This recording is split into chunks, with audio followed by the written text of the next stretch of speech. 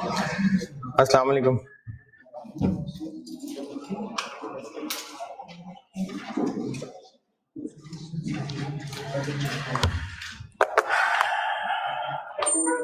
दुरूद शरीफ पढ़ लें।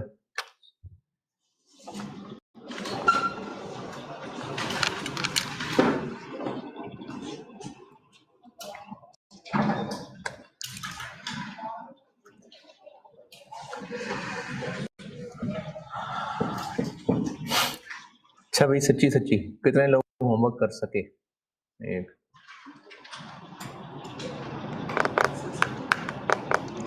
बाकी नहीं करना।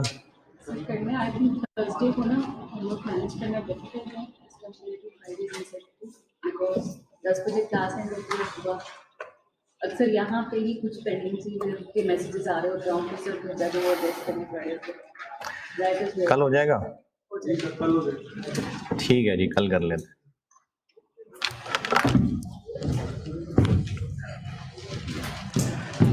अच्छा, जिसने किया को बहुत मसले हैं या हैं? यहीं से मॉडिफाई हो गया। और मैंने उसी अटेम्प्ट में ही पढ़ाते हुए बोला था कि ये ना मुझे लग रहा है कि लॉन्ग टर्म के साथ मिक्स कर देंगे क्योंकि बीएफडी में टेस्ट हुआ है। बल्कि मैंने ये शेयर भी किया था स्टूडेंट, यही सवाल मैंने वहां भी दिया था। क्या चले ठीक है, कल कर लीजिए। अच्छा, रेगुलर इन्वेस्टमेंट डिसीजन और इवन के मेक और बाय भी, क्योंकि वो भी इन्वेस्टमेंट डिसीजन ही था, वो हो गए। अब कुछ और स्पेसिफिक सिचुएशंस हैं, इनको एप्लीकेशन ऑफ डीसीएफ टेक्निक्स भी कह सकते हैं, स्पेशल सिचुएशंस भी कह सकते हैं।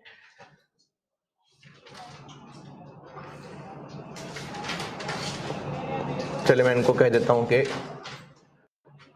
सम स्पेसिफिक डिसीजंस, ऐसे कह लेते हैं। ये उस तरह से इन्वेस्टमेंट डिसीजन नहीं होते, लेकिन टेक्निक्स वही लग रही होंगी, वही डिस्काउंटिंग करना, वही एनपीवी वगैरह। इनमें एक है एसेट रिप्लेसमेंट डिसीजंस। अच्छा, रेगुलर जो इन्वेस्टमेंट डिसीजन कर रहे थे वो काफी है, लेकिन आगे उनकी प्रैक्टिस और होगी एग्जाम की। मैं जब कुछ और चीजें पढ़ा लूंगा ना तो वो इन्वेस्टमेंट डिसीजन चलेगा भी आस्ता आस्ता।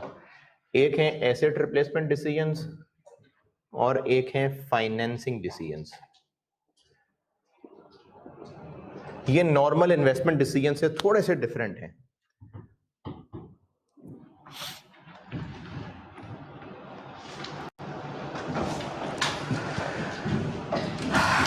इनमें पहले देखते हैं एसेट रिप्लेसमेंट डिसीजन।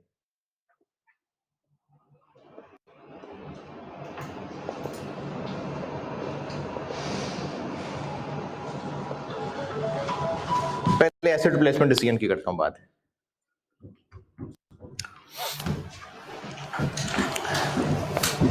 नाम से क्या लग रहा है?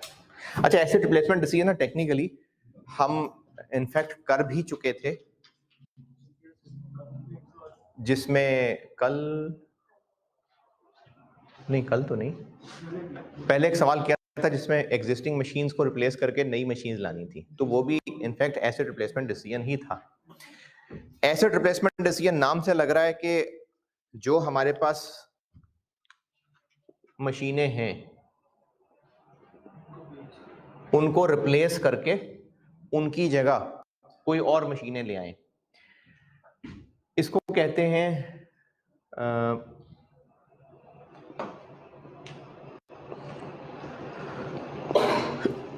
वो सवाल तो खैर प्रॉपर इन्वेस्टमेंट डिसीजन ही था,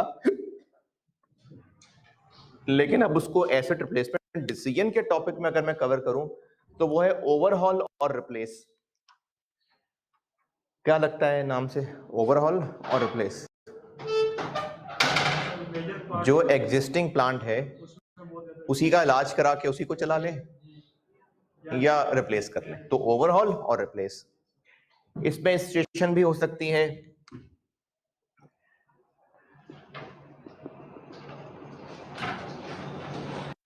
कि कंपनी ने ये फैसला तो कर लिया हुआ है कि सारे मैनेजमेंट ग्रेड के लोगों को गाड़ियां देनी है, लेकिन अब फैसला ये करना है कि उनको वो गाड़ियां हर 4 साल बाद रिप्लेस कर देनी है या हर 3 साल बाद रिप्लेस कर देनी है। क्योंकि अगर कंपनी मेंटेन्ड गाड़ियां देंगे तो हर 4 साल बाद रिप्लेस करना, हर 5 साल बाद रिप्लेस करना या हर 3 साल बाद रिप्लेस करना, अगर ज्यादा देर से रिप्लेस करेंगे तो बेशक गाड़ी खरीदने की कॉस्ट देर से आएगी, लेकिन जितनी पुरानी होती जाएगी उतनी मेंटेनेंस ज्यादा होगी और उतनी ही जब बेचेंगे तो कम पैसों पे बिकेगी। तो इसलिए ये तो फैसला हो गया कि गाड़ियां देनी है, लेकिन अब ये पॉलिसी बनानी है कि उन गाड़ियों को हर कितने अरसे बाद चेंज कर लिया करेंगे, साइकिल हर कितने अरसे बाद चेंज कर लिया करेंगे, ऑप्टिमम रिप्लेसमेंट साइकिल। ये भी इसी एसेट रिप्लेसमेंट डिसीजंस के अंदर आता है। मेनली तो ये दो हैं, यानी या तो ये डिसीजन होगा कि एक मशीन की बात हो रही है, जैसे अभी जितने इन्वेस्टमेंट डिसीजन के सवाल कर रहे थे उनमें प्लांट की लाइफ 4 साल 5 साल इतनी होती थी, तो 5 साल बाद क्या फैक्ट्री बंद कर देंगे? क्या करेंगे 5 साल बाद? तो दोबारा प्लांट ले आएंगे। यानी वो जो अभी इन्वेस्टमेंट डिसीजन हो रहा था वो जब 5 साल गुजर जाएंगे तो प्लांट दोबारा ले आएंगे। ऑप्टिमम रिप्लेसमेंट साइकिल ये होता है कि जो प्लांट हमने खरीदने का फैसला कर लिया है, अब एज अ पॉलिसी उसको हर कितने अरसे बाद रिप्लेस कर लिया करेंगे, ये ऑप्टिमम रिप्लेसमेंट साइकिल कहलाता है। तो एसेट रिप्लेसमेंट डिसीजन का जो अलग से टॉपिक है उसमें मेनली ये दो सिचुएशंस हैं।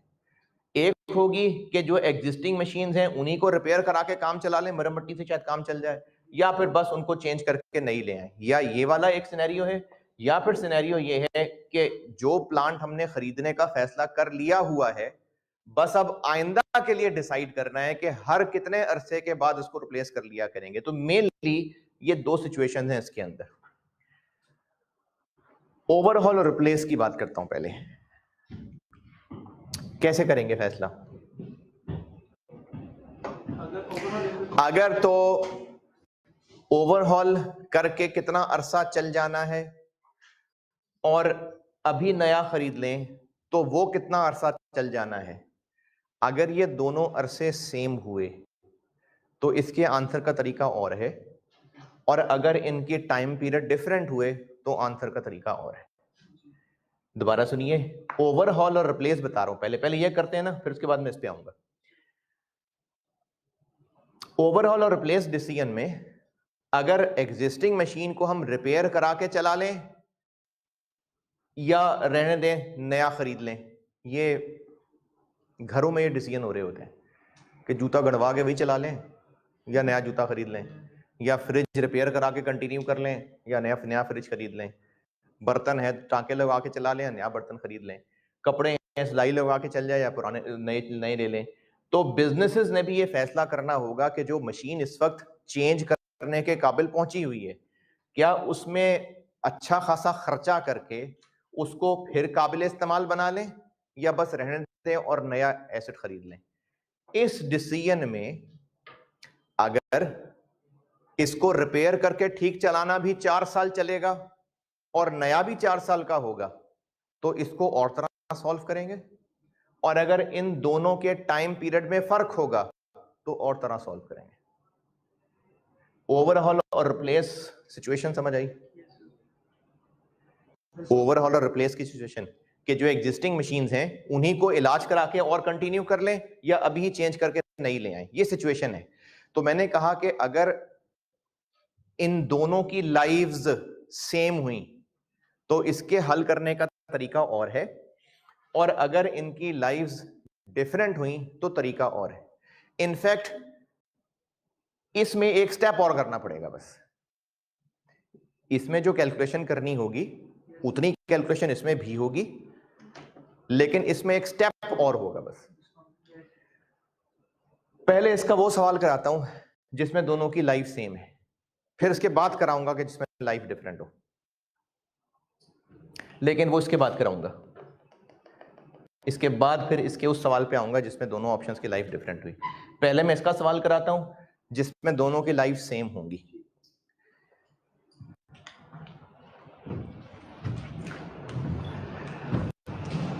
अगर ये ओवरहॉल होके 4 साल चल सकता है और अगर नया खरीदा तो वो भी 4 साल चलना है, और दोनों सिनेरियोज में, दोनों ऑप्शंस में प्रोडक्शन सेम होगी।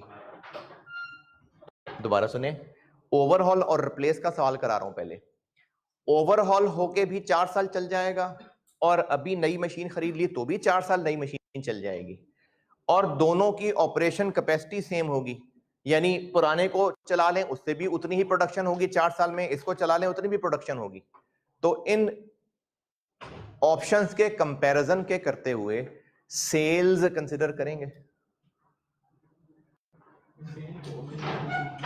क्यों? क्योंकि अगर हम पुराने को रिपेयर करा के चला लें वो भी 4 साल चला के उतने ही यूनिट्स बनाएंगे, और अगर नई मशीनें ले लें वो भी 4 साल चल के उतने ही यूनिट्स बनाएंगे। तो फिर इन दोनों ऑप्शंस के कंपैरिजन में सेल्स रेलेवेंट नहीं। तो दोनों ऑप्शन में फर्क किस बात का होगा? कॉस्ट का ही फर्क होगा। तो हम दोनों की कॉस्ट कंपेयर कर लेंगे, और चूंकि साल है मुख्तलिफ तो पीवीज निकाल लेंगे, और कौन सी बेहतर होगी? जिसकी कॉस्ट बस हो गया डिसीजन। तो ओवरहॉल और रिप्लेस तरीका यही है कि दोनों ऑप्शंस की अलग अलग एनपीवीज कैलकुलेट करेंगे, और अगर एनपीवीज नेगेटिव आई, क्योंकि है ही खर्चा, तो जो सस्ता पड़ेगा वो बेहतर है। और अगर समहाउ पॉजिटिव आ गई, क्योंकि आरवी बहुत ज्यादा हुई कि एनपीवी पॉजिटिव आ गई, अगर दोनों की एनपीवी पॉजिटिव आ गई तो जिसकी ज्यादा होगी, और अगर दोनों में नेगेटिव एनपीवी है, अच्छा नेगेटिव होगी क्यों? क्योंकि ले ही खर्चे रहे होंगे हम। क्यों सिर्फ खर्चे ले रहे होंगे? क्योंकि सेल्स तो दोनों ऑप्शन में बराबर होंगी। तो ये सवाल के हिसाब से देखना पड़ेगा, लॉजिक पीछे वही है। डिसीजन मेकिंग करनी है तो मल्टीपल ऑप्शंस के कंपैरिजन का तरीका क्या है? हर ऑप्शन को अलग अलग सॉल्व करें, उसके रेलेवेंट कैश फ्लोज लिखें और उनकी एनपीवी निकालें। अगर रेलेवेंट कैश फ्लोज हैं ही सिर्फ खर्चे खर्चे, तो जिसकी एनपीवी सस्ती है, और अगर रेलेवेंट कैश फ्लोज में इनफ्लोज भी हैं और एनपीवी पॉजिटिव आ जाती है, तो जिसकी एनपीवी ज्यादा है। इसके डायरेक्ट सवाल पे आते हैं, लेकिन उससे पहले चूंकि नमाज का टाइम बहुत पीछे आ गया तो पहले नमाज पढ़ लेंगे। उससे पहले आप एक काम कर लीजिए,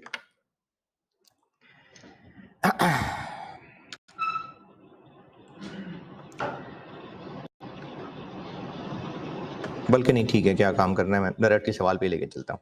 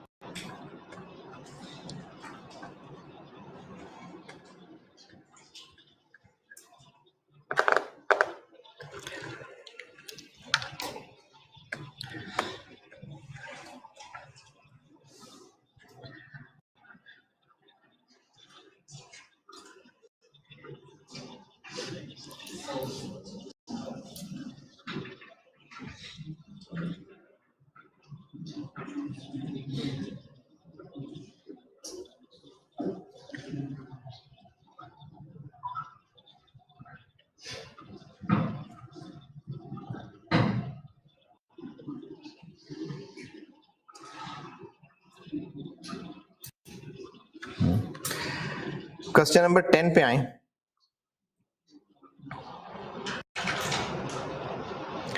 क्वेश्चन नंबर 10 ये है जून 2019 का, रेड लिमिटेड।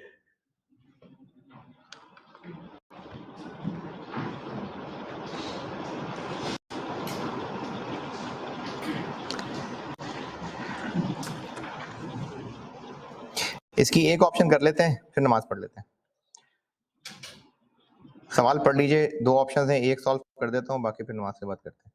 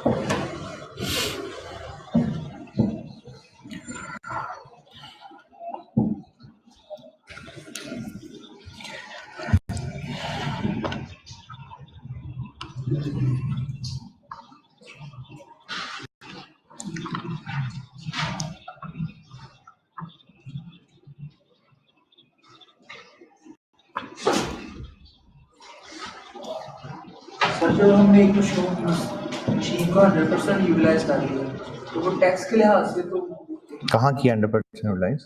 वैसे पूछ रहा हूँ। हाँ हाँ, अगर हमने एक मशीन की 5 साल लाइफ है उसे इस्तेमाल कर ली तो टैक्स के पॉइंट ऑफ व्यू से तो वो खत्म है ऐसा। टैक्स वाले उस पर 10% रिड्यूसिंग बैलेंस चलाते आ रहे हैं, तो 5 साल तक जितनी 10% के हिसाब से बनती थी वो क्लेम मिला होगा, बाकी तो अभी भी पड़ी होगी। हाँ, वो ओवरऑल नहीं बाकी होना है। हाँ जी, छोटा सा सवाल है। अच्छा, कैसे पता इस टॉपिक का सवाल है? अभी करा रहा हूँ तो ज़ाहिर है इस टॉपिक का ही होगा, लेकिन वैसे हाँ जी, बोल्ड करके उन्होंने हेडिंग दी हुई है, ओवरहॉलिंग ऑफ मशीन और रिप्लेसमेंट ऑफ मशीन। अच्छा, इसके अलावा आपको ये सवाल, इसके मैंने 2 सिनेरियो बताए कि इन दोनों ऑप्शन में टाइम पीरियड सेम होगा, तो इसको हम बस एनपीवी की हद तक करेंगे। लेकिन अगर टाइम पीरियड डिफरेंट हुआ तो एक और काम करना पड़ेगा, वो मैं इसके बाद सिखाऊंगा। तो ये मैं अभी क्यों करवा पा रहा हूं? क्योंकि दोनों का टाइम पीरियड सेम है। अगर ओवरहॉल करा लिया तो वो भी 5 साल चलेगा, और अगर नई मशीनें ले आए तो वो भी 5 साल ही चलेंगी। और यहाँ कहीं पर ऐसी कोई बात की हो कि इनकी प्रोडक्शन डिफरेंट है या सेल्स डिफरेंट है? नहीं। तो फिर तो इसलिए हमने अब फैसला किस बेस पे करना है? बस खर्चों की बेस पे ही करना है। तो ओवरऑल ऑप्शन कर देता हूं, बाकी रिप्लेस फिर नमाज के बाद। और पार्ट ए कर रहा हूं क्योंकि पार्ट बी हमने नहीं पढ़ा अभी।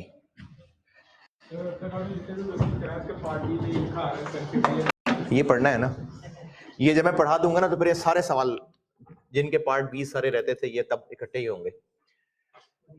जून है यार, अभी तक तो यही जवाब है कि अगले वीक आएगी, लेकिन इस दफा वो जैसे ऑडिट फाइनल हो रहा होता है ना, तो जो फाइनेंशियल स्टेटमेंट्स होती हैं तो आप अभी भी ऐसे ही होता होगा, मेरे दौर में तो ऐसे ही होता था, अकाउंट्स फाइनल, फिर फाइनल, फिर कैपिटल में फाइनल। हाँ, तो अभी मुझे फाइनल यही पता चला है कि अगले वीक में आ रही है। नहीं, कैपिटल लेटर में फाइनल लिखा हुआ था। ऑप्शन 1 है कि हम ओवरहॉल कर लें 0 1 2 3। वो असल में ना मुझे यही पता चला कि पेजेस की चूंकि वो इंपोर्ट का मसला था इसलिए प्रिंटिंग लेट हो गई है, वरना इतनी लेट वैसे हुआ नहीं करती पहले कभी, इस दफा ज्यादा ही हो गई है। मतलब मैंने जो बुक दे दी थी, मैंने हज पे जाने से पहले दी थी, मैं दे गया था 4 जुलाई को, मैं 4 जुलाई को दे गया था बुक, तो पेजेस का रोला पड़ गया था। अच्छा जी, तो ओवरऑल में क्या क्या इस डिसीजन के लिए रेलिवेंट आइटम्स लग रही हैं? अच्छा, क्या क्या आइटम्स हैं जो सेल्स क्यों नहीं ले रहे हम? इसलिए नहीं कि दी नहीं हुई, सिर्फ इसलिए नहीं है, तो दोनों में चूंकि सेम होती हैं इसलिए छोड़ देते हैं ना।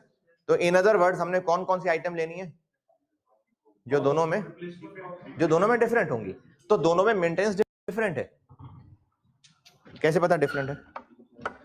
हमने बताया हुआ है कि अगर नई में होता तो फिर ये सस्ता होता, ये महंगा है, तो हम मेंटेनेंस ले लेंगे।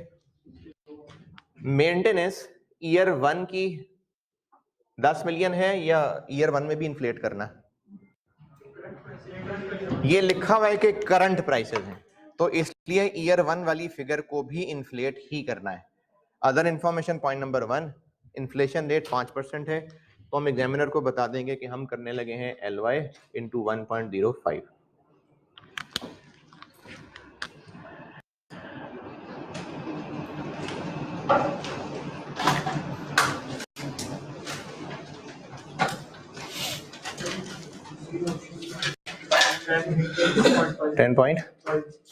अच्छा, एक मेरा ख्याल है सब इसको आसानी से कवर कर ही लेंगे जो बात बताने लगा हूं। अभी तक हम जितने सवाल कर रहे थे, इनफ्लोज हम पॉजिटिव लिखते हैं और आउटफ्लोज नेगेटिव लिखते हैं। अब इसमें है ही सारे खर्चे, कोई एक आधा इनफ्लो आ जाए तो आ जाए, मेनली खर्चे ही हैं, तो इतने सारे ब्रैकेट वैसे ही बुरे लगते हैं देख के। तो अगर आप इस चीज को अच्छी तरह कंट्रोल रख सकें तो हम आउटफ्लोज को पॉजिटिव ले लेते हैं क्योंकि है ही खर्चे। बीच में कोई नेगेटिव इनफ्लो आया तो उसको नेगेटिव कर देंगे। लेकिन अगर आपको लगता है कि इससे कंफ्यूजन होगी तो कोई बात नहीं, लगा लेंगे ब्रैकेट। क्या करूं? पक्की बात है, बड़े तो हो गए हैं लेकिन क्यों भाई? नहीं यार, लगा लेते हैं ब्रैकेट। वो ऑनलाइन में इतने सारे लोग हैं, उनमें से भी कुछ सारे ला रहे हो तो मुझे नजर नहीं आ रहे। दूसरे साल 11.03, 2 डेसिमल काफी है, चले 11.58, 12.16, 76। और कोई रेलेवेंट आइटम इस पैराग्राफ में तो कोई नहीं नजर आ रही।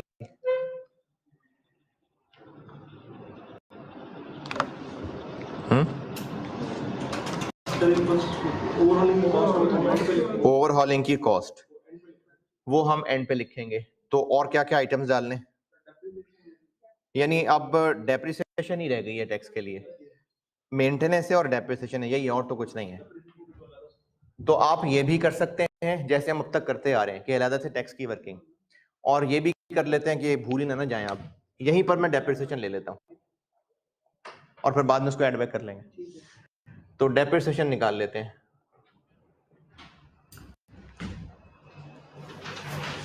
अच्छा, अब ये मशीन कितने की खरीदी थी? कितने की खरीदी थी? नहीं इररेलेवेंट नहीं पूछ रहा हूं, कितने की खरीदी थी भाई?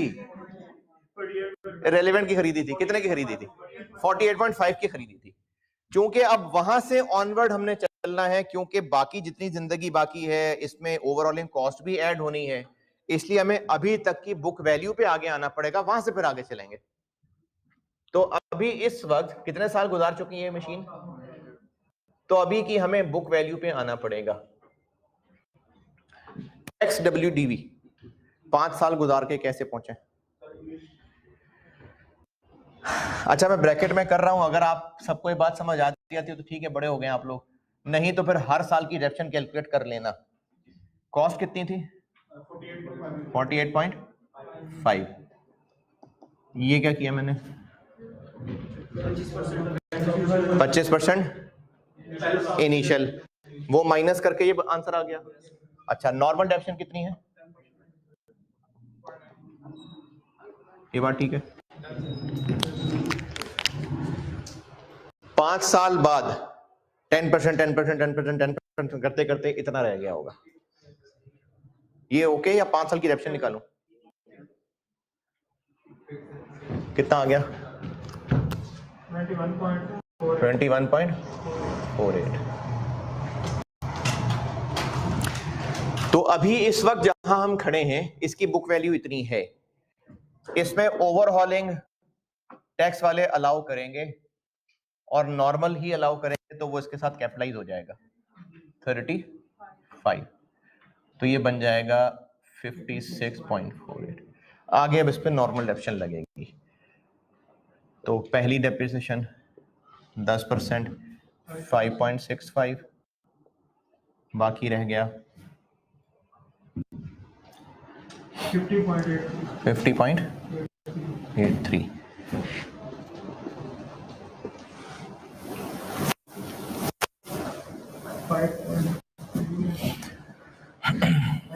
5.08,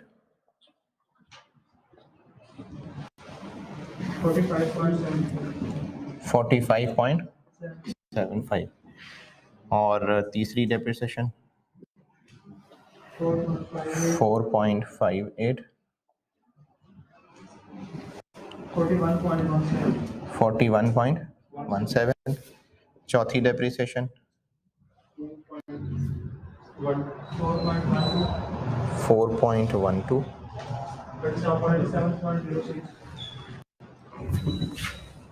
37.05। और पांचवी डेप्रिसिएशन 3.71, बाकी रह गया 33.35। और 534 और फिर आरबी होगी तब 9 शायद, तो लॉस हो जाएगा 24.3।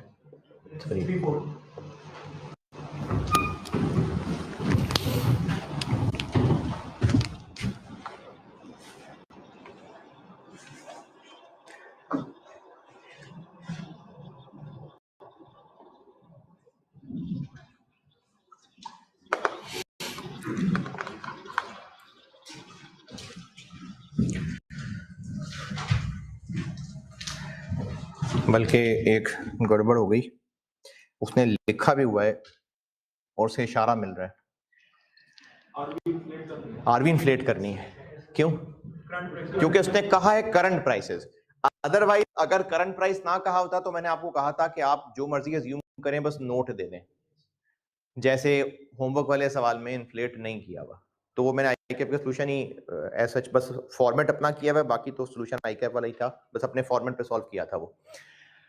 इसमें उसने इशारा दे दिया ये कह के कि 9 मिलियन करंट प्राइस की बेस पे, तो उसने ये वर्ड लिखा है कि आप करें इसको इन्फ्लेट, तो ये 9 ठीक नहीं है।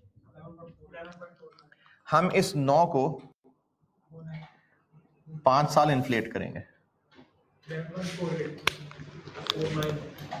11.49, तो लॉस आ जाएगा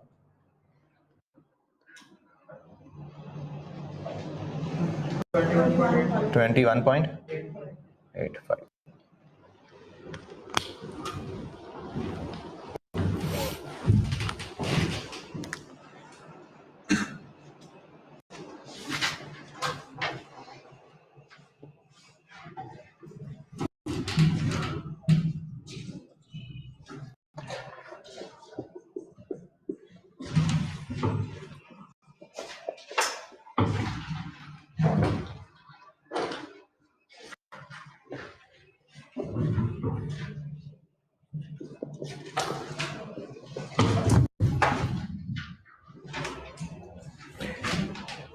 $16.15,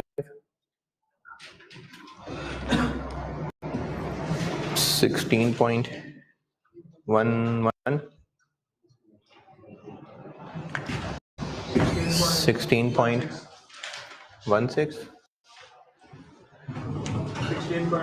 16.28,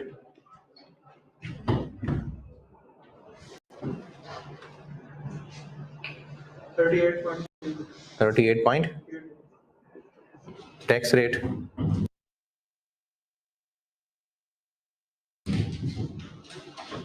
35।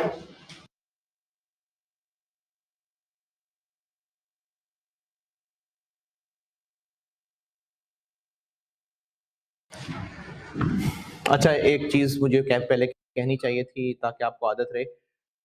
0 1 2 3 4 5 बनाते हुए ये इंश्योर कर लिया करें कि 6 भी चाहिए या 5 तक काफी है। कैसे चेक करें? टैक्स से। तो टैक्स के बारे में कुछ कहा है कि साल बाद, 2 साल 4 साल बाद पे करना है, तो बस फिर सेम ईयर पे करना है। 30 नहीं है? 30 है?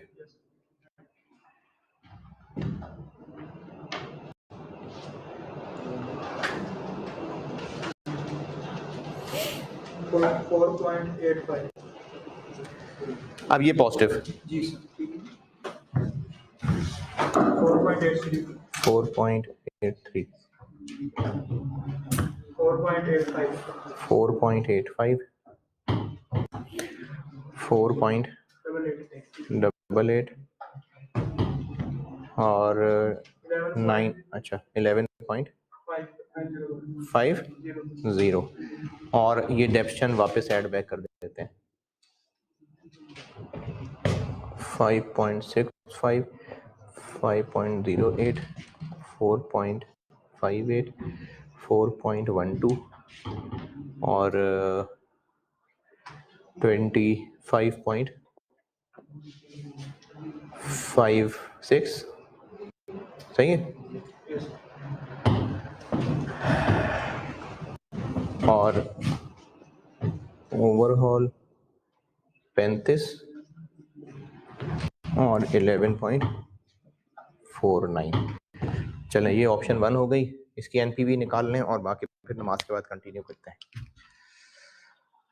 ये 35 और 11.49 बिल्कुल ठीक है। 15% डिस्काउंट रेट हो गया, इसकी एनपीवी निकल आएगी और ऑप्शन 1 ये हो गई। ऑप्शन 2 फिर मगरिब के बाद करते हैं। चले करें, एनपीवी निकालें इसकी।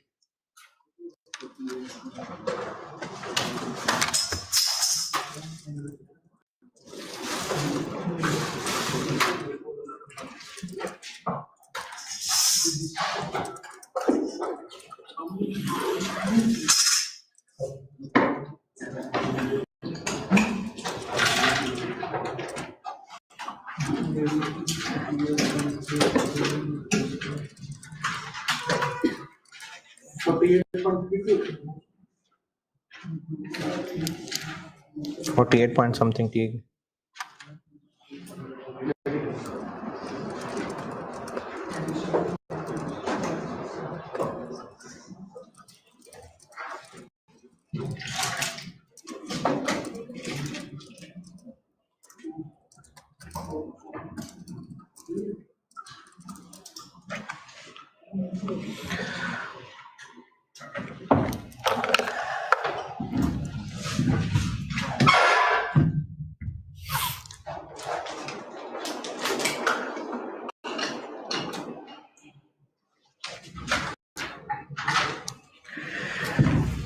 पंद्रह % पे डिस्काउंट करेंगे तो इसका एंड आंसर आ जाएगा 48 पॉइंट क्या 12। ये ओवरऑल ऑप्शन की एनपीवी आ गई, क्योंकि हमने लिखे ही सारे खर्चे हैं इसलिए नेगेटिव ही आनी थी।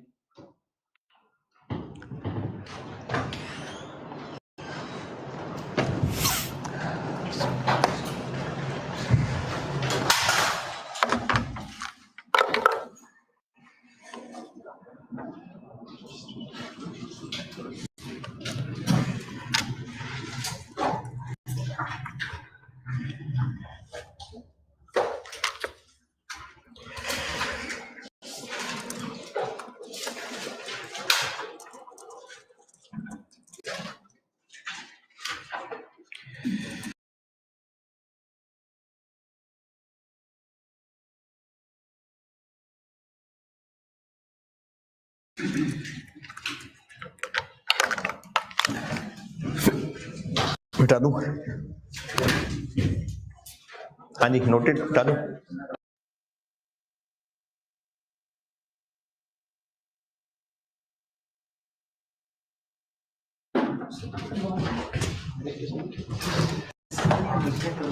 हाँ बस यही कहना था कि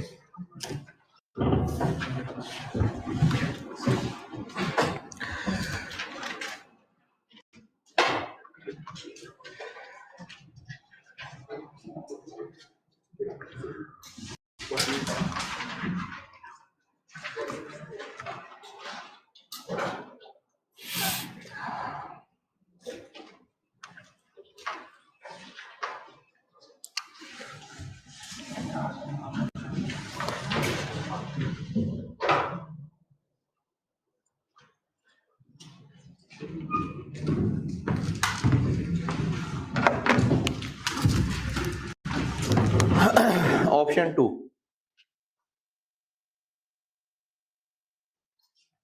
रिप्लेस।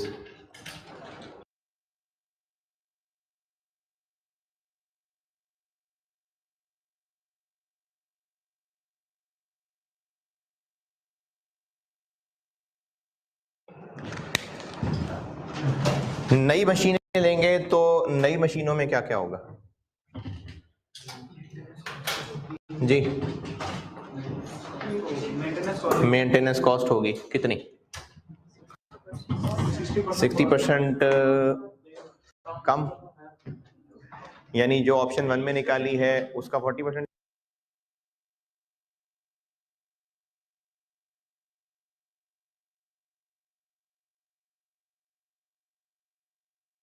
ले लूं?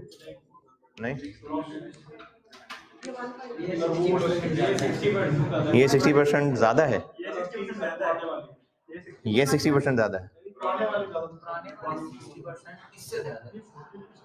हाँ तो जो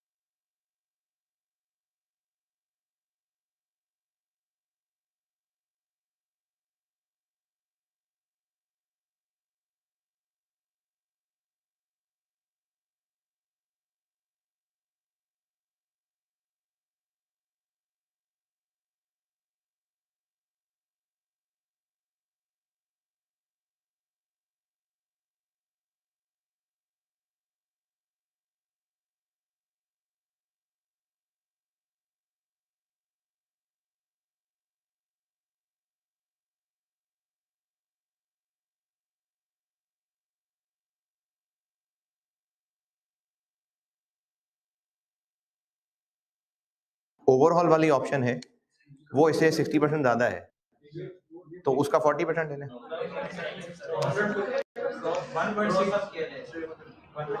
आपको जब परसेंटेज का डिफरेंस बताया ना, तो जिससे होता है, जिससे मतलब अगर आप उर्दू में तर्जुमा करें तो जिससे है वो 100 है,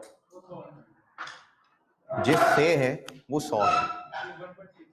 ऑप्शन 1 में लिखा हुआ है कि जो ऑप्शन 1 में ओवरहॉलिंग के बाद मेंटेनेंस कॉस्ट है, अगर आप उर्दू में ट्रांसलेट करें तो वो क्या होगी? न्यू मशीन की मेंटेनेंस कॉस्ट से 60% ज्यादा, यानी इसकी मेंटेनेंस कॉस्ट 100 है तो वो 160 है, इससे 60 ज्यादा है तो ये 100 है और वो 160 है, तो वो हम निकाल चुके ऑलरेडी, इन्फ्लेशन वगैरह सब डाल के निकाल चुके, तो वो 160 है तो 100 कितनी होगी?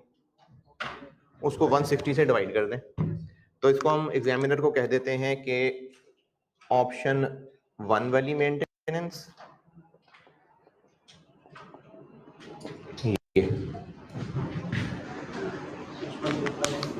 ऑप्शन 1 वाली मेंटेनेंस 100/160, क्योंकि वो 160 थी तो 100 कितनी होगी? कितनी?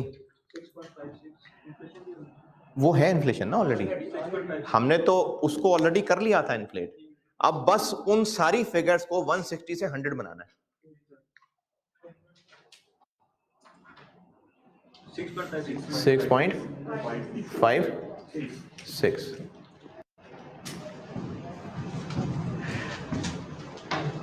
अच्छा, बेशक अब उसकी हर फिगर को 100/160 करने की बजाय इसको 5% बढ़ाते जाएं, एक ही बात है, बस इसको इन्फ्लेट करते जाएं आप। 6.89, 7.24, 7.60, 7.98, ये हो गई इसकी मेंटेनेंस।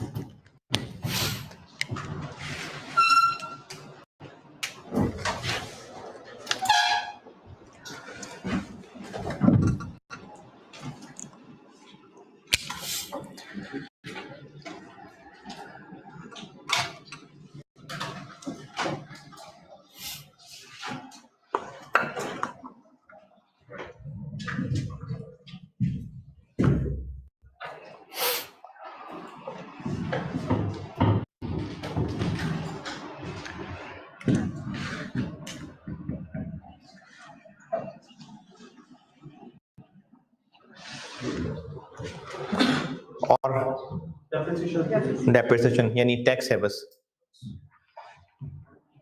मेंटेनेंस थी बस, और टैक्स है।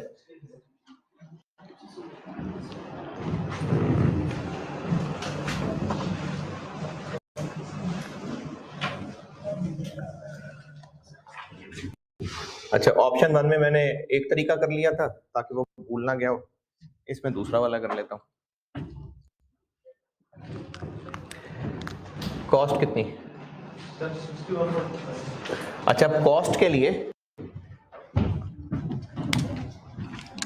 ये जो कस्टम ड्यूटीज हैं ये नॉन रिफंडेबल है, अगर रिफंडेबल होती तो फिर वो ऐड ना होती, अगर ये रिफंडेबल होती फिर ना ऐड करते, क्योंकि रिफंडेबल तो अलग से रिसीवेबल बन जाता है, तो ये नॉन रिफंडेबल है इसलिए ऐड कर रहे हैं, तो ठीक है, सही है। 61.25 उसकी कॉस्ट हो गई। 61.25, तो एक तो होगी इसकी ईयर 1 में इनिशियल वाली डेप्रिसिएशन 25%, 15.31, बाकी रह गया 45.94, फिर इसकी ईयर 1 में ही नॉर्मल डेप्रिसिएशन 10%, 4.59,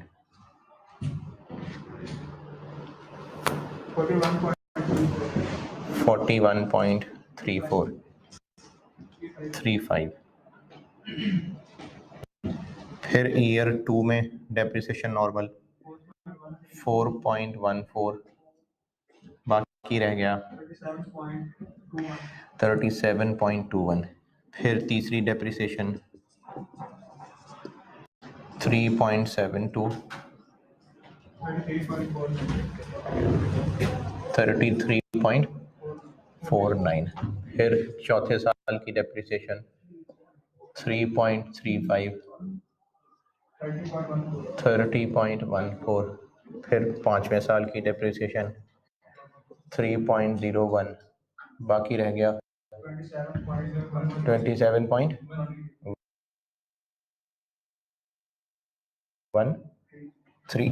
और पाँचवें साल ये बिक जाएगा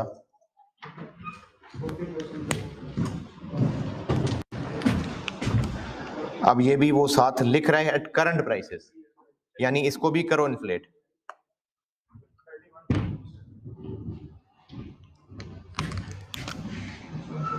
तो कॉस्ट 61.25 का 40%, लेकिन इसको इन्फ्लेट करेंगे 5 साल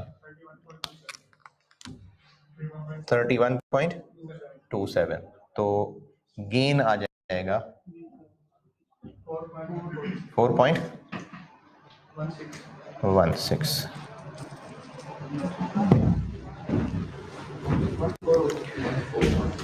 14।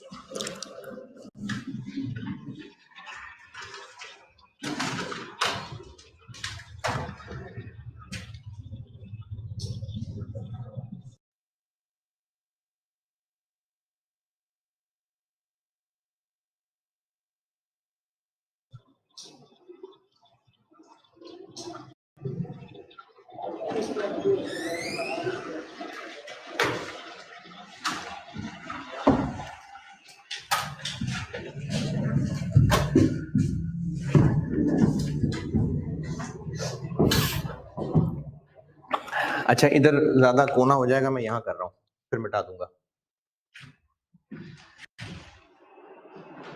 टैक्स ऑप्शन 1 मैंने कहा एक तरीके से कर देते हैं, ऑप्शन 2 दूसरे तरीके से कर देते हैं। ईयर 1 2 3 4 5, एक तो हो गई ये मेंटेनेंस 6.5, ये इसके नीचे नहीं है, ये मैं अलग वर्किंग कर रहा हूँ। 6.89,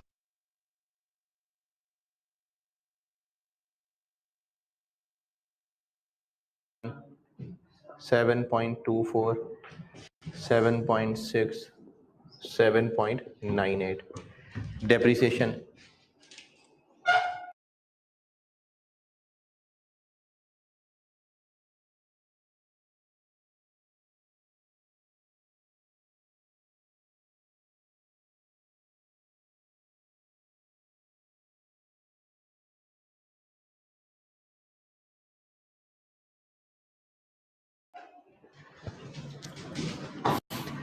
ईयर 1 में 2, ये 19.9, 4.14, 3.72, 3.35, 3.01 gain.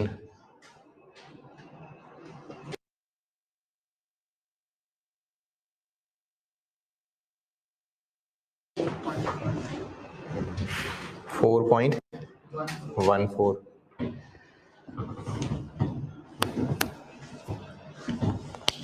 और कुछ ऑप्शन 2 में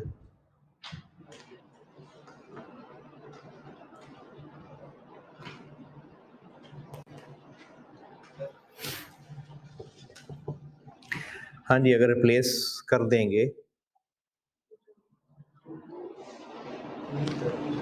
देंगे नई मशीनें ले आएंगे और क्या होगा?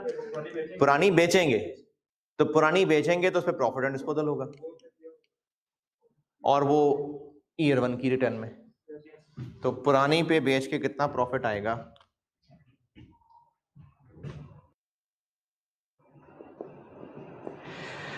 पुरानी अभी कितने की बेचेंगे? 11.9 नहीं 9 की नहीं सॉरी वो किधर गया? 11.9 पहला पैराग्राफ।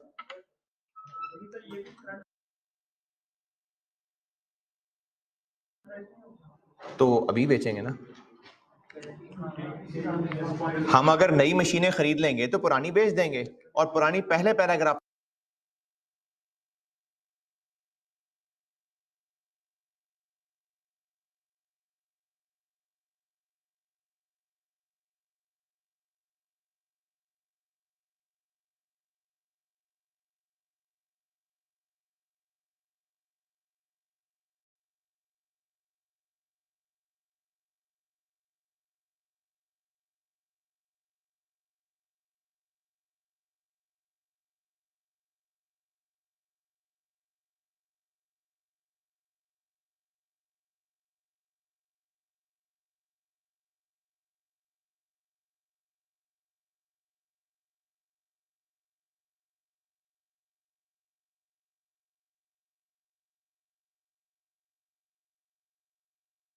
में बताया है। पहले पैराग्राफ में लिखा हुआ है the machine presently in use was acquired, ये पास्ट वाली बात हो गई, and its disposal value is estimated to be 11.9। तो पुरानी अभी बेच देंगे तो 11.9 की बेच देंगे और इनकी टैक्स WDV होगी, ये भी पहले वर्किंग वन में निकाली थी, पहली लाइन में निकाली थी 21 तो इसको बेचने पे होगा लॉस कितना? 9.558 ये लॉस होगा और ये भी इधर ईयर 1 में ही आएगा।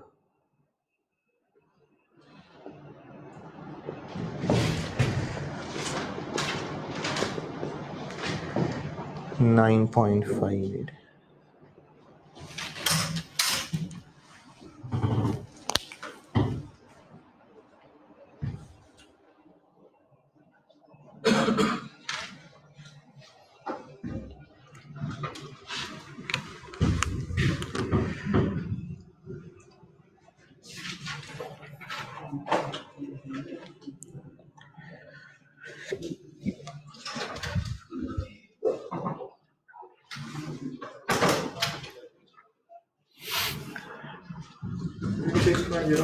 36.04 11.03 10.96 10.95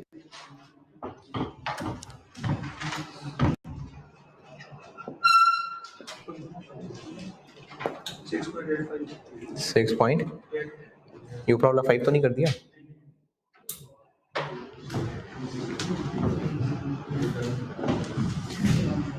तो टैक्स बन जाएगा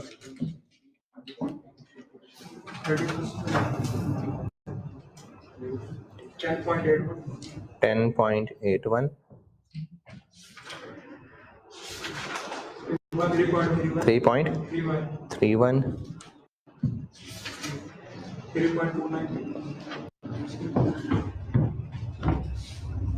3.29. 29 2.06. ये टैक्स आ गया जी।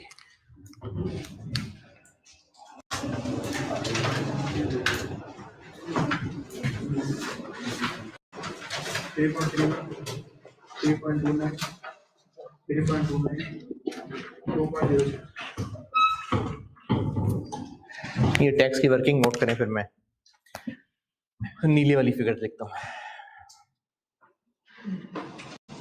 सर ये जो ओल्ड मशीन है हमने ईयर 1 में ले लिया, तो ये ईयर 0 पे नहीं आनी चाहिए। कल थे क्लास में, मैंने मशीन का बेचना तो 1 पे नहीं लिया, ये तो ईयर 1 की रिटर्न के अंदर उसका लॉस लिया है, उसको बेचने के कैश फ्लो को तो 0 भी दिखाऊंगा।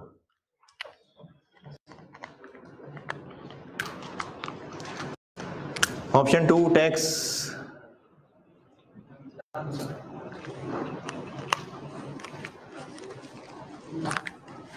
हाँ पूछना है बोल, मुझसे पूछ लेते हैं। Option 2 tax okay.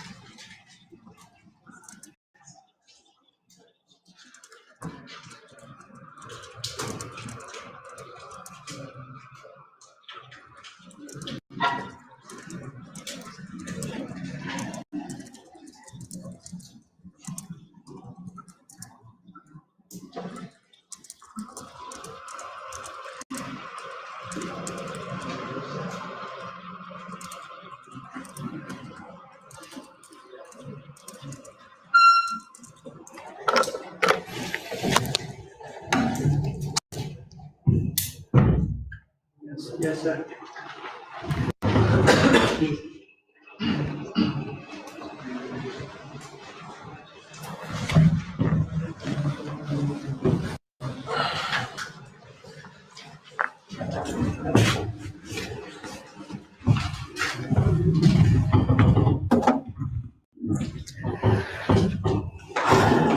पुरानी मशीन बेच देंगे 0 पे 11.9 की, और नई मशीन खरीद लेंगे 61.25 की, और बाद में बेच देंगे 31.27।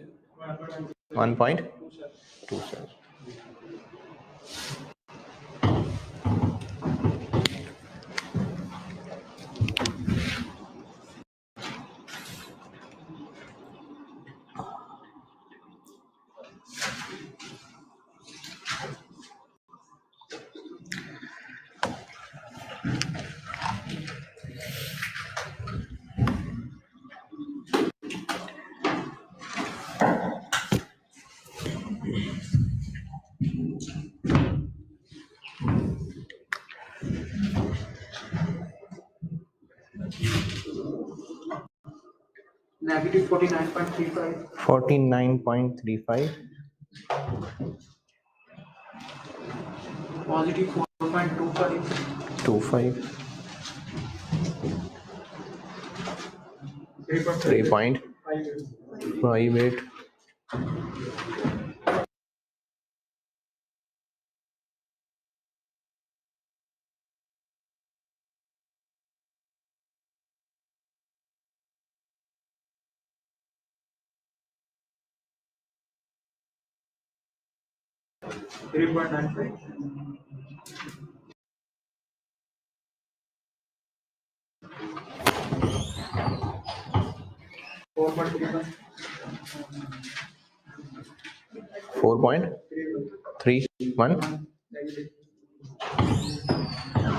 कितना?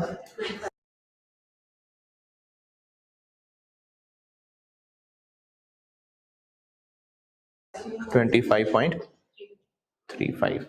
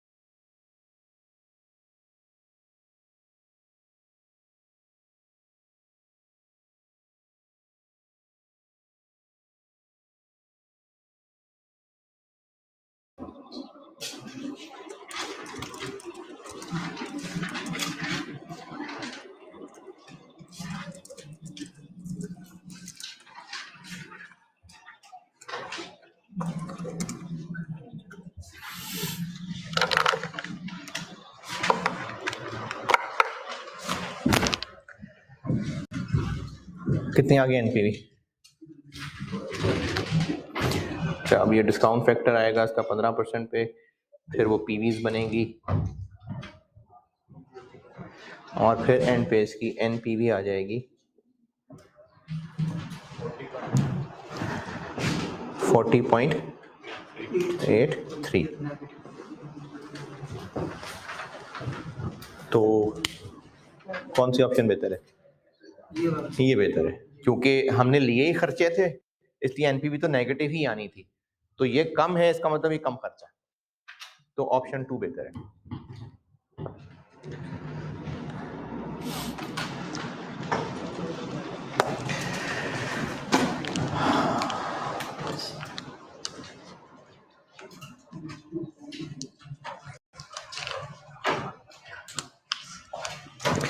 अच्छा, अब एक बात बड़े ध्यान से सुने और उसका जवाब दें। कल जो सवाल क्लास में किया था ना एंड पे, उसमें ऑप्शन 2 खोलें। कल जो एंड पे सवाल किया था उसमें ऑप्शन 2 खोलें। इस ऑप्शन 2 में क्या किया था हमने?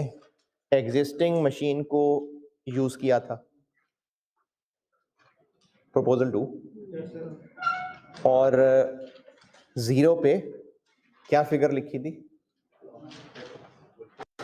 कि वो कितने की खरीदी थी मशीन। फिर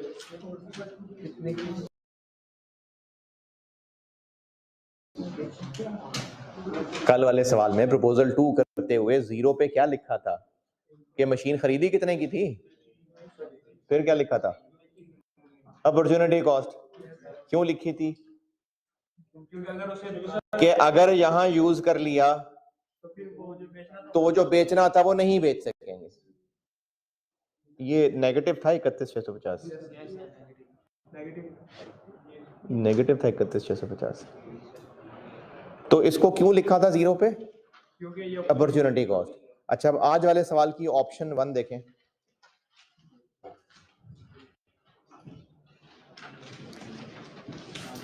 इसमें भी तो हम एग्जिस्टिंग मशीन को यूज कर रहे हैं, तो नहीं बेच रहे, तो वो क्यों नहीं लिखा है? मेरा सवाल दोबारा समझें सारे के सारे लोग। कल वाले सवाल में प्रपोजल 2 सॉल्व करते हुए एग्जिस्टिंग मशीन को कंटिन्यू किया था और उस एग्जिस्टिंग मशीन को नहीं बेच सकेंगे तो उसको अपॉर्चुनिटी कॉस्ट आउटफ्लो 0 पे दिखाया था।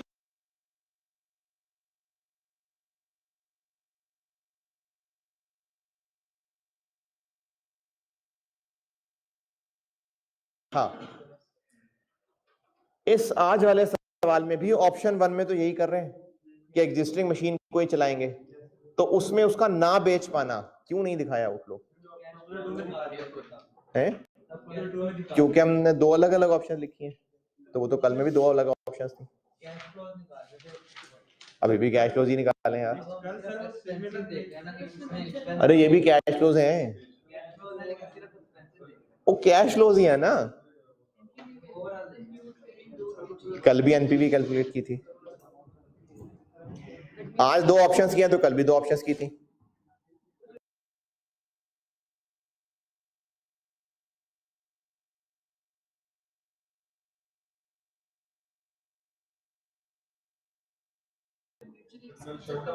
तो ये भी म्यूचुअली एक्सक्लूसिव है, या तो रिप्लेस करेंगे या ओवरऑल करेंगे।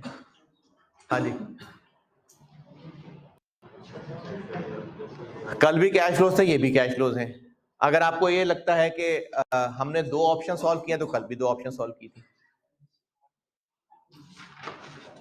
तो फिर आज ऑप्शन 1 में वो क्यों नहीं दिखाया?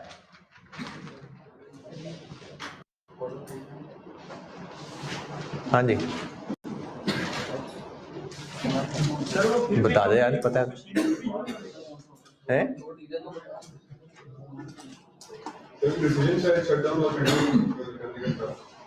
शटडाउन कंटिन्यू तो नहीं था, वो कल वाले सवाल की बात कर रहा हूँ। प्रपोजल 1, प्रपोजल 2, वो जो कल मल्टीपल इन्फ्लेशन रेट्स वाला सवाल किया था, क्वेश्चन 8, उसमें 2 प्रपोजल से सर वो मशीन हमने फिर भी यूज कर लेने दी है, तो स्पेशल कॉन्ट्रैक्ट के लिए भेजा है ऑप्शन।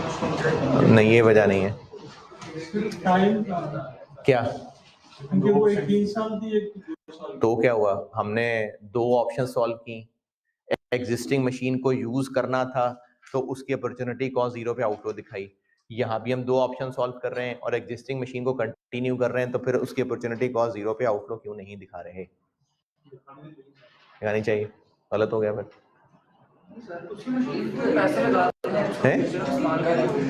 फुली रिटर्न डाउन थी, तो उसका ताल्लुक तो फिर इससे हुआ ना कि बेचने पे प्रॉफिट कितना है। मैं तो बात कर रहा हूं कि उसके ना बेच पाने को हम 0 पे आउटफ्लो दिखा रहे थे, मैं तो इसकी बात कर रहा हूँ, टैक्स की बात तो नहीं कर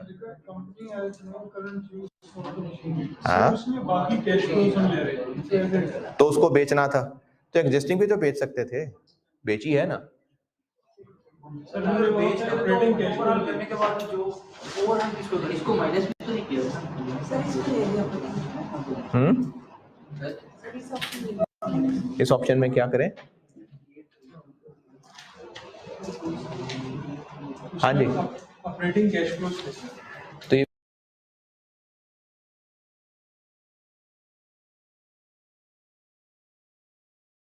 ऑपरेटिंग कैश फ्लो नहीं है, मेंटेनेंस और क्या है, इन्वेस्टिंग एक्टिविटीज थोड़ी।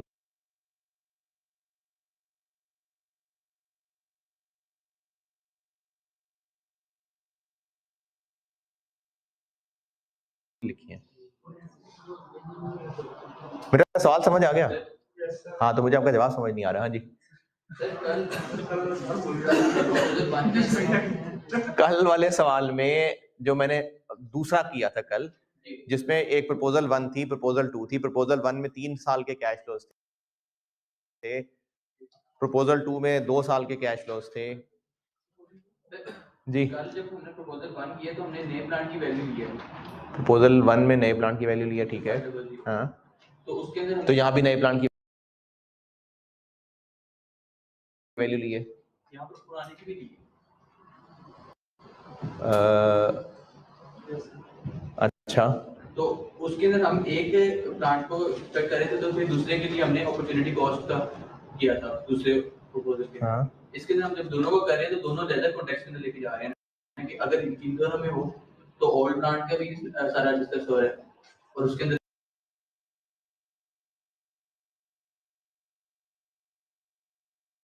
नहीं हो रहा।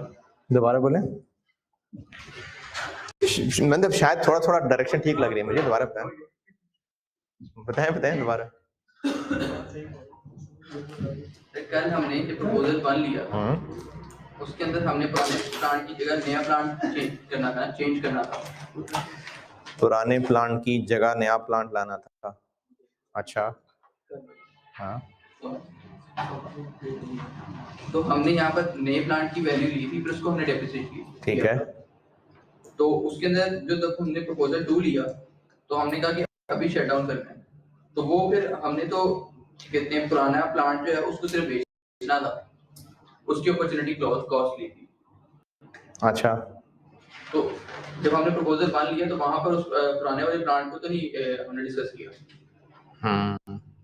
अच्छा यहाँ पर ठीक है, आप बिल्कुल सही डायरेक्शन में जा रहे हो। यहाँ पर हमने आउटलुक क्यों नहीं लिखा ऑप्शन 1 में? यहाँ पर अगर अभी बताया नहीं भी है स्कोर अटेंड यूज है या नहीं अभी हाँ नहीं है, क्योंकि ठीक है, शाबाश, आप बिल्कुल सही पहुंच रहे हैं। यहाँ पर हमने हमने पुराने प्लांट को भी लिया है, अलग कॉन्टेक्स्ट के अंदर दोनों का जिक्र किया है और पिछले ऑप्शन 1 थे लास्ट में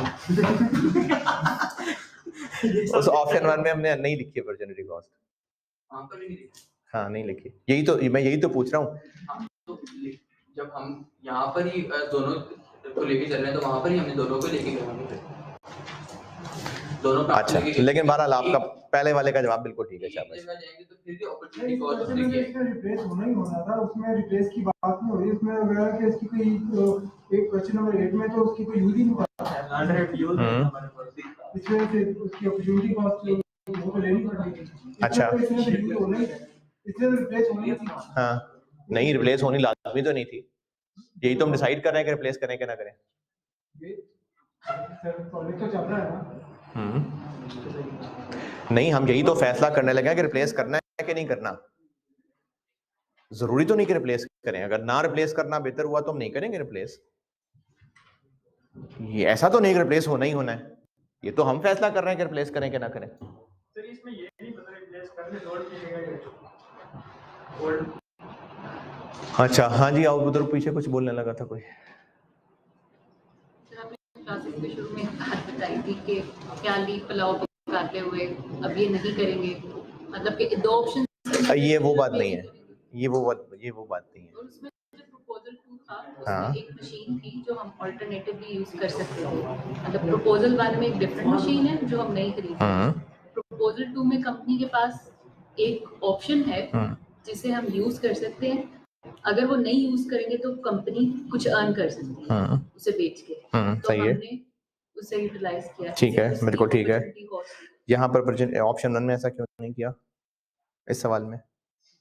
मतलब अगर हम मेंटेन कर रहे होंगे तो फिर हम परचेज नहीं कर रहे होंगे। इसमें ये नहीं है कि अगर परचेज ना करने को सेलिंग ले लिया जाए, यहाँ परचेज कर रहे हैं, मतलब दोनों इंडिपेंडेंट। बिल्कुल ठीक है, तो हमने ऑप्शन 1 में क्यों नहीं इसको आउटलो लिया अपॉर्चुनिटी कॉस्ट को कि नहीं बेच सकेंगे? मतलब ये तो वही बात है ना कि अगर आप सोच रहे हैं, आप बिल्कुल सही बोल रही हैं, लेकिन वो जवाब सही नहीं पहुंच पा रही जो एंड। यही मेरे माइंड में। बिल्कुल ठीक है। हाँ जी, और कोई अपने नजरियात का इजहार करना चाहे? क्वेश्चन के अंदर जो लाइन उसमें ये लिखी हुई है, the company has no front use for the machine, क्योंकि हर बार इनके अंदर नहीं है, हम उसको हम बेच भी सकते हैं। तो इसको भी तो बेच सकते हैं सर लेकिन कंपनी का इसका कोई यूज है ही नहीं। अच्छा चलें, ये 1-2 लोगों ने तो सही बता दिया, बाकी जो खामोश बैठे हैं वो भी शायद सही ही सोच रहे हो। मैं बता देता हूँ, और जिनको मेरा सवाल भी समझ नहीं आया और जवाब भी समझ ना आया तो चिल करें, कुछ नहीं, कोई बात नहीं होगी। जब सवाल हो गया बस ठीक है, हो गया।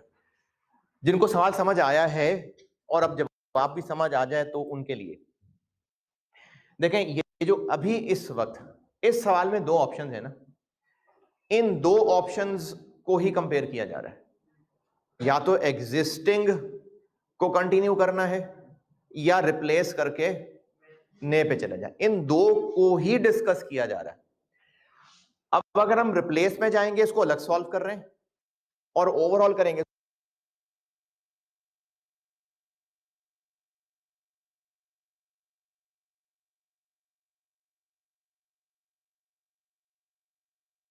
इसको अलग सॉल्व कर रहे हैं। तो चूंकि रिप्लेस में जाके पुरानी बेच देंगे, उसको यहां इनफ्लो दिखा दिया। अब कंटिन्यू में इसका ना बेच पाना दोबारा थोड़ी दिखा देंगे। देखें, हम ये दो ऑप्शंस, बस ये दो ही ऑप्शंस हैं, इन्हीं को डिस्कस कर रहे हैं। रिप्लेस नाउ के अंदर पुरानी का क्या करेंगे? तो उसका बेचना यहां दिखा तो दिया, तो अब ऑप्शन 1 में इसका ना बेच पाना एज अ कॉस्ट दिखाएं। क्यों ना दिखाएं? डबल हो जाएगा ना, क्योंकि दो ही तो ऑप्शन है जिनको हम कंपेयर कर रहे हैं। तो अगर आप ऐसा करते कि वहां पर आप आउटफ्लो दिखा देते,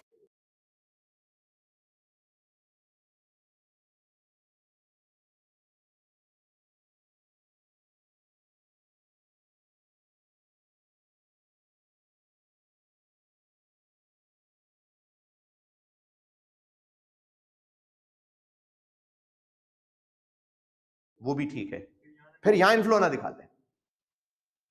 क्योंकि यहां इनफ्लो दिखा रहे हैं, इसलिए ऑप्शन 1 में आउटफ्लो नहीं दिखा रहे, क्योंकि ये दो ही ऑप्शन हैं बस। लेकिन जो कल वाला सवाल था, उसमें प्रपोजल 1 एक टोटली डिफरेंट चीज थी, प्रपोजल 2 एक टोटली डिफरेंट चीज थी। वो रिप्लेस और कंटिन्यू नहीं था, यानी उसमें प्रपोजल 1 पे जाते हैं तो वो टोटली अलग कहानी है,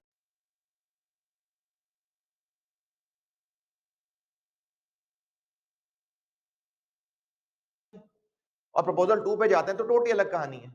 अब जब प्रपोजल 2 की बात करेंगे और पुरानी मशीन नहीं बेच के प्रपोजल 2 में यूज कर रहे होंगे, तो प्रपोजल 1 करते हुए क्या उसको हमने पुरानी मशीन को बेचना इनफ्लो ले लिया था? है? मुझे नहीं लगा मैं सही समझा सका।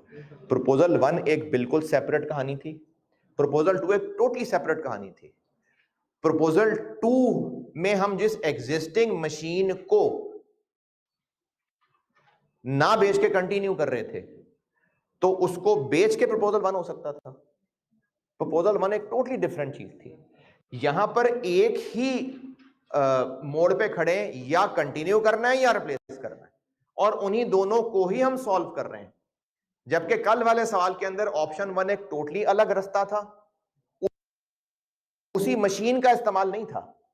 ऑप्शन 2 एक टोटली अलग रास्ता था। तो जब हम ऑप्शन 2 को सॉल्व कर रहे थे, तो उसमें उस पड़ी हुई मशीन जिसको बेचने वाले थे, ऑप्शन 1 की वजह से बेचने वाले थे नहीं, जिसको बेचने वाले थे उसको ना बेच के हम ऑप्शन 2 में इस्तेमाल कर रहे होंगे, तो इसलिए वहां पर उसको एज एन अपॉर्चुनिटी कॉस्ट दिखाया था। ऑप्शन 1 एक टोटली डिफरेंट चीज थी, लेकिन यहां पर उन्हीं मशीनों की बात हो रही है कि या बेच दें या कंटिन्यू कर लें। तो चूंकि बेचने में उसका बेचना रिप्लेस करने में उसका बेचना इनफ्लो दिखा दिया,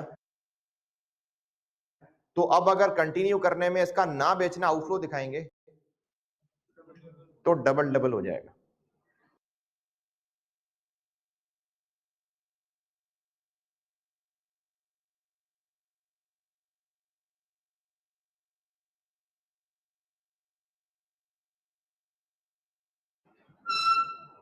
मुझे नहीं लग रहा मैं बात समझा पा रहा। जिनको सवाल समझ आया था, ये उन्हीं के लिए था। जवाब समझ आया कि नहीं? तो इसलिए हमने वहां पर उसको आउटफ्लो नहीं दिखाया, क्योंकि यहां इनफ्लो दिखा दिया। हाँ, अगर आप यहां इनफ्लो ना दिखाएं तो पर वहां पर आउटफ्लो दिखा दें, और यहां चूंकि इनफ्लो दिखाया है इसलिए इसका गेन या लॉस यहां आया है। अगर वहां पर आउटफ्लो दिखाते तो उसके गेन लॉस का टैक्स भी ऑप्शन 1 में दिखाते। अगर इसको यहां इनफ्लो ना दिखाते, ऑप्शन 1 में इसका ना बेचना आउटफ्लो दिखा लेते, तो फिर उसके लॉस का टैक्स भी वहीं दिखाते। क्योंकि इसका बेचना यहां इनफ्लो दिखाया है, इसलिए इसके लॉस का टैक्स इधर आया, मिटा दिया मैंने। वो लगा ऊपर जाके, वो गया ऊपर से सारा। सर अगर हम ये तो है ना कि अगर हम यहाँ पर नहीं दिखाएंगे तो वहाँ दिखा दें, इस सवाल के अंदर ये दिखाना यहाँ पर लाजमी है।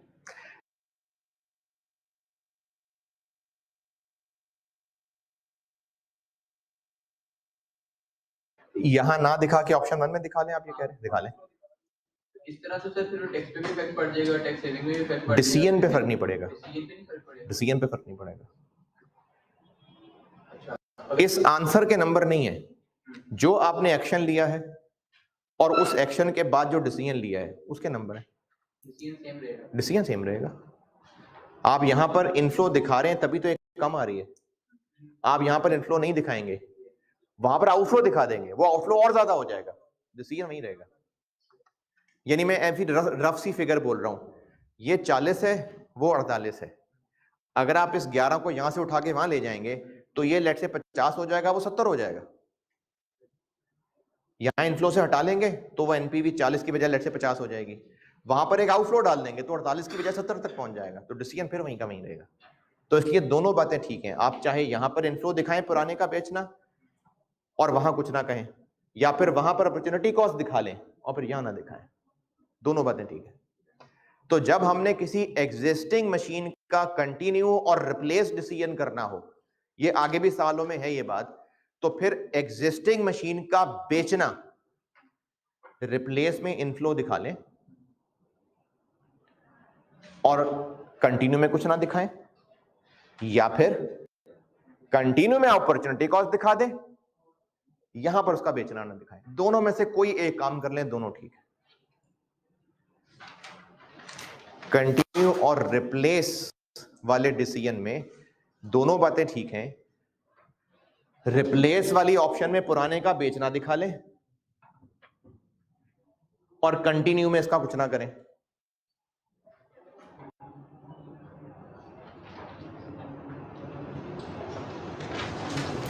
कंटिन्यू और रिप्लेस के डिसीजन में एग्जिस्टिंग मशीनों का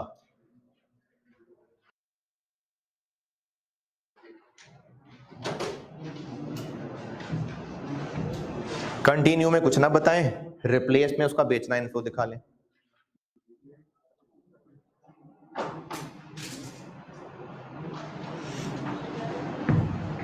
काम की बात है, लिख लेते। कंटिन्यू और रिप्लेस वाले डिसीजन में जब हम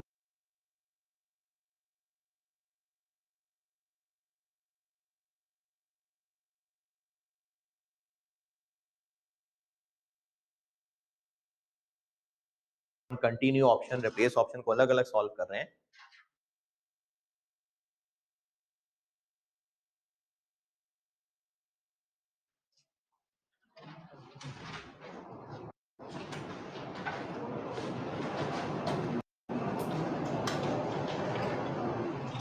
तो या तो एग्जिस्टिंग मशीनों का बेचना रिप्लेस में इनफ्लो दिखा लें और कंटिन्यू में कुछ ना कहें, या फिर कंटिन्यू में ना बेचना अपॉर्चुनिटी कॉस्ट दिखा दें और फिर रिप्लेस में उसको ना दिखाएं।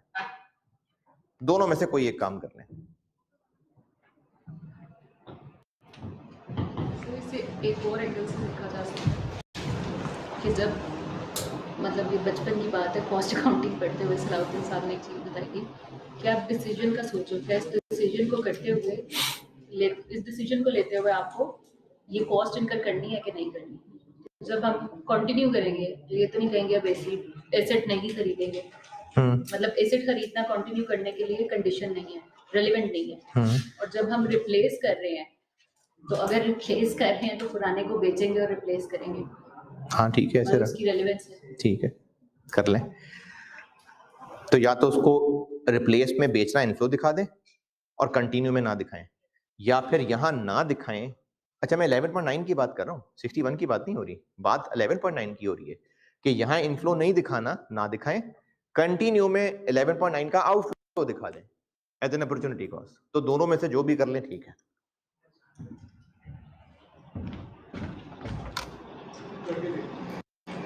है जी, करके देख लें, मैंने तो किया हुआ है।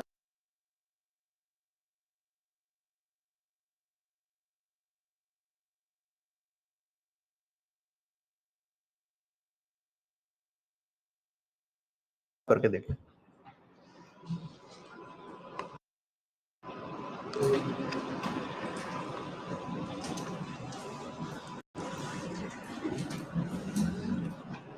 अच्छा, कंटिन्यू और रिप्लेस पे मैं वापस दोबारा आऊंगा। अभी ऑप्टिमम रिप्लेसमेंट साइकिल पे आते हैं। कंटिन्यू और रिप्लेस वाला बस बहुत है, अभी इस पे दोबारा आऊंगा। ऑप्टिमम रिप्लेसमेंट साइकिल पे आते हैं। इसका कंक्लूजन क्या हुआ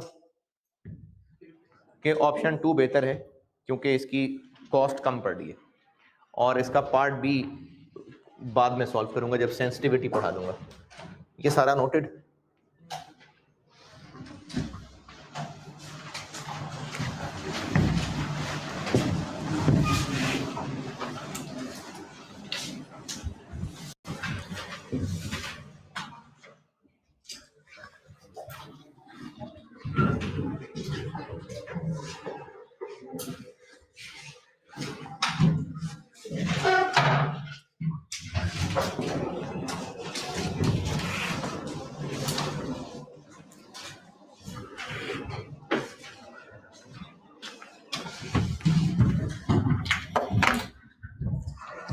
ऑप्टिमम रिप्लेसमेंट साइकिल, ये आसान सा है,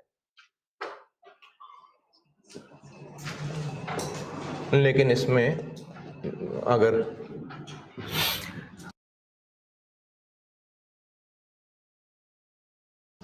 एलसीएम मेथड आ गया तो वो थोड़ा लेंथी है। ऑप्टिमम रिप्लेसमेंट साइकिल, एक सवाल से इसके दोनों मेथड्स बताता हूं। इसमें ना 2 मेथड्स हैं और एक सवाल से दोनों मेथड बताता हूं, और उस सवाल से ही कॉन्सेप्ट दे देता हूं।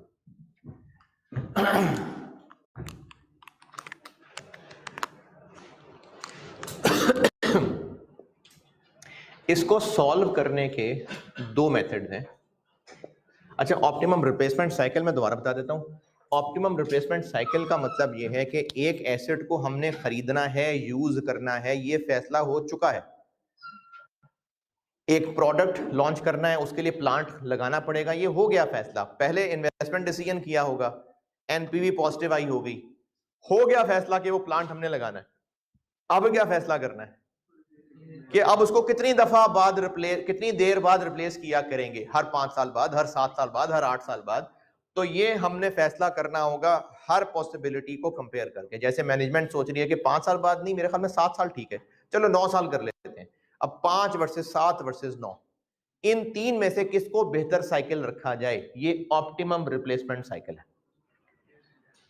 इसमें भी मेनली खर्चे ही कंपेयर हो रहे हैं,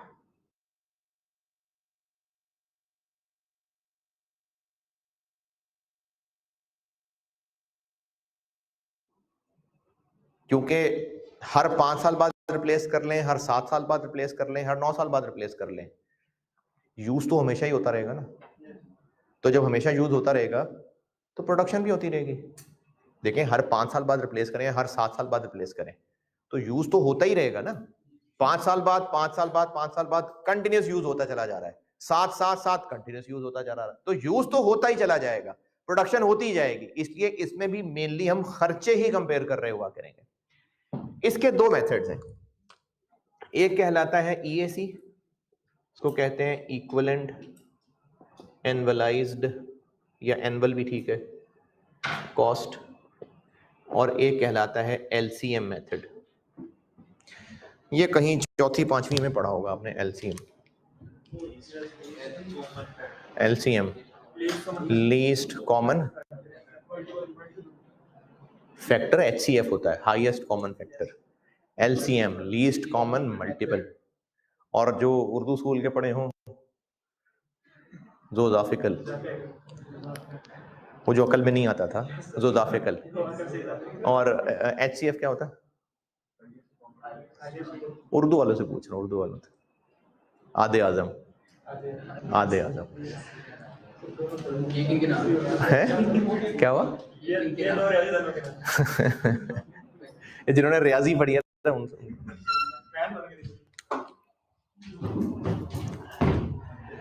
इक्विवेलेंट एनुअलाइज्ड कॉस्ट पढ़ा रहा हूं पहले। एक सवाल से मैं आपको पहले ये सिखाऊंगा, फिर उसी सवाल से ये सिखाऊंगा। पहले इक्विवेलेंट एनुअलाइज्ड कॉस्ट का कॉन्सेप्ट समझते हैं जी।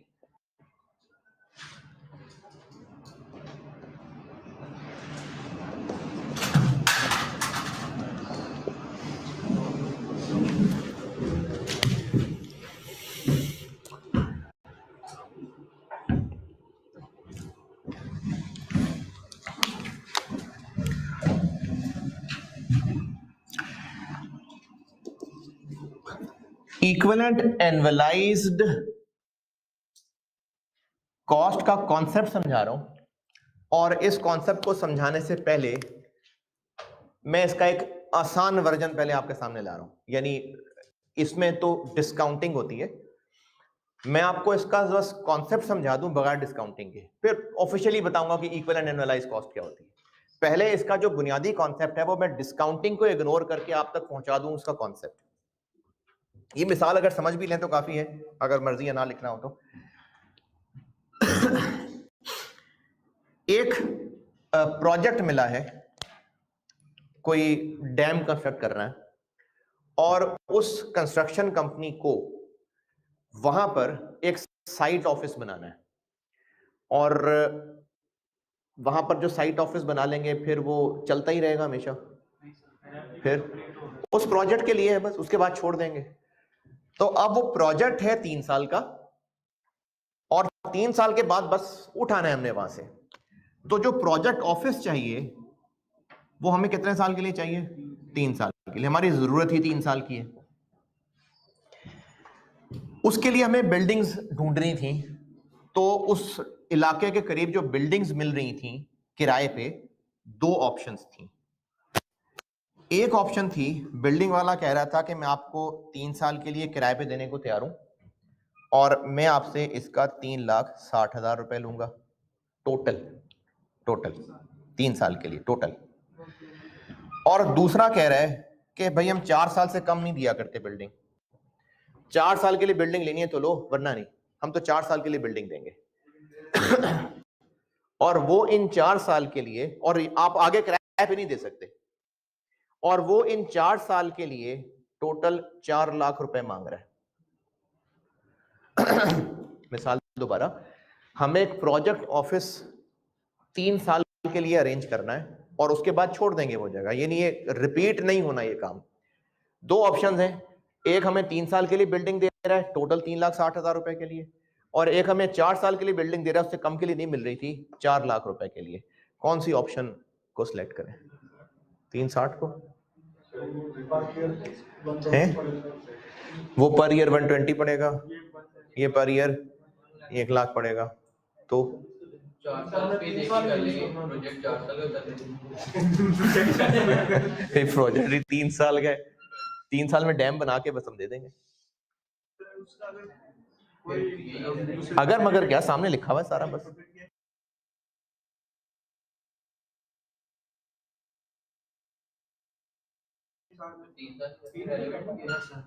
रेलेवेंट हमारे प्रोजेक्ट की लाइफ में रेलेवेंट ये, और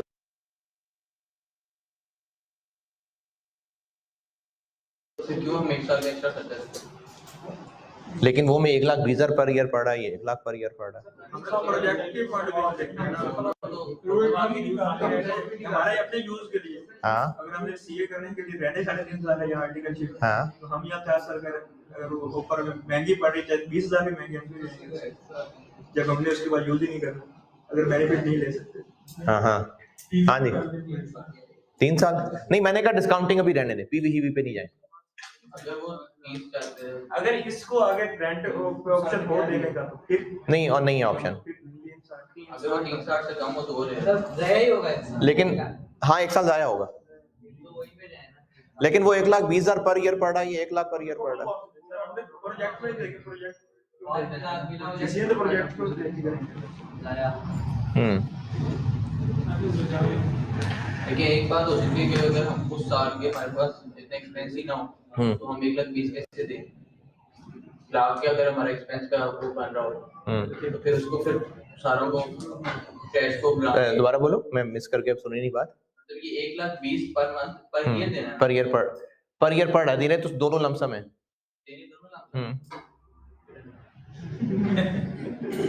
देने दोनों लमसम है।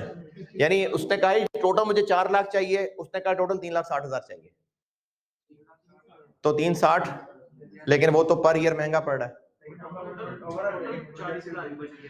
तो पर ईयर क्यों ना देखें?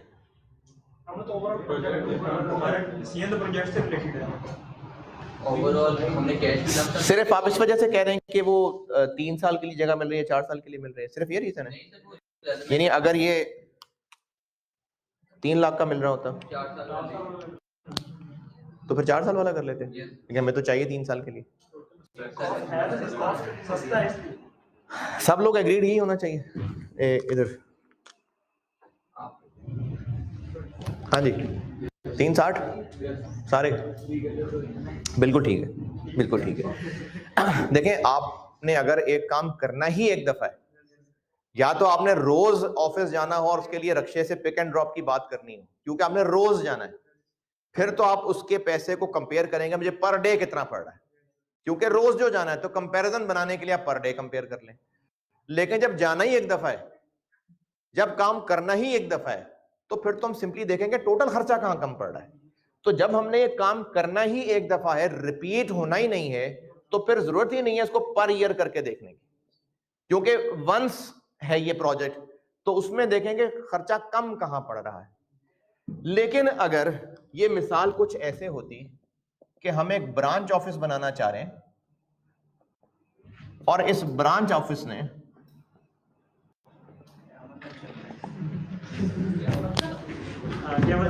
क़यामत तक चलना है,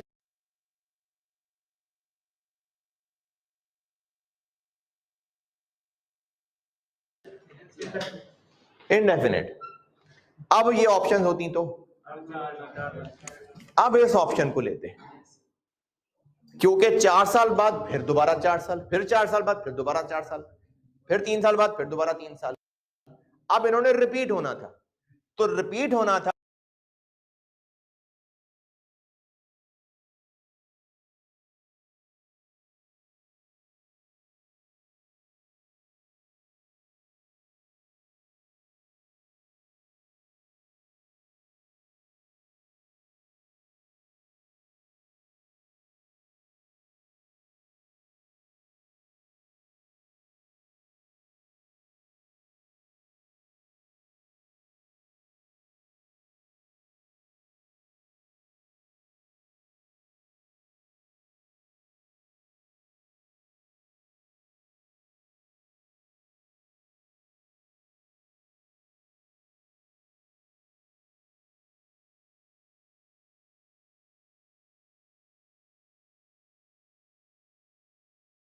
तो 4 लाख और 360 कंपेरेबल क्यों नहीं है? क्योंकि वो 4 साल का खर्चा है, 360 का खर्चा है, कंपेरेबल नहीं बन रहा। और होना चूंकि रिपीट ही है, तो कंपेरेबल बनाने के लिए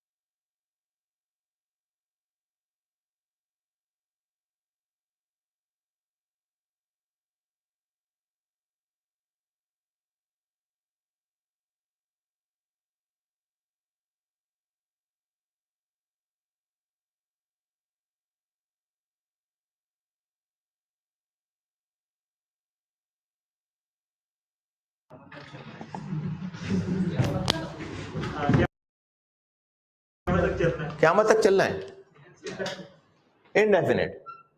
अब ये ऑप्शन होती तो अब इस ऑप्शन को लेते, क्योंकि 4 साल बाद फिर दोबारा 4 साल, फिर 4 साल बाद फिर दोबारा 4 साल, फिर 3 साल बाद फिर दोबारा 3 साल। अब इन्होंने रिपीट होना था, तो रिपीट होना था तो 4 लाख और 360 कंपेरेबल क्यों नहीं है? क्योंकि वो 4 साल का खर्चा है, 360 का खर्चा है, कंपेरेबल नहीं बन रहा। और होना चूंकि रिपीट ही है तो कंपेरेबल बनाने के लिए पर ईयर कर लेते हैं ताकि कंपैरिजन में आसानी हो।